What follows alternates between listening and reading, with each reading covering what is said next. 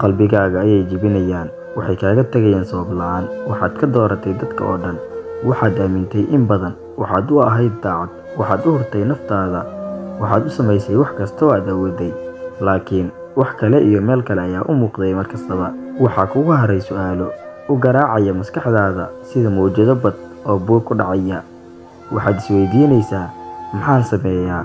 Ma isku filanahay?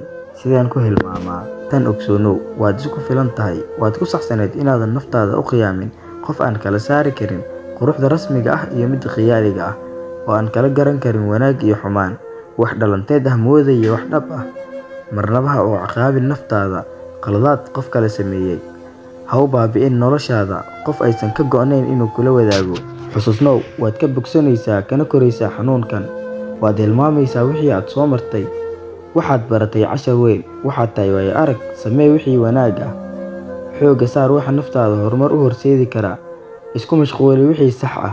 Ka faa'iidayso fursad kasta. Ha furnaado qalbigaaga. Ku ducayso bedel khayr qaba in Allah subxaanahu wa ta'aala uu ku siiyo. Cafi una ducee ayagana. Marnaba ha ku fikirin inaad xumayso ama aad ka argoosato. Ogow, waxaad is aaminteen xilli aad isku dhaweydeen ma lagu jebin karo haddii aadan adigu isdhiibin ama aadan dhulka isdhigin. Ogsoonow, hadda dhaawac ayaa tahay, laakiin kuma dhammaan.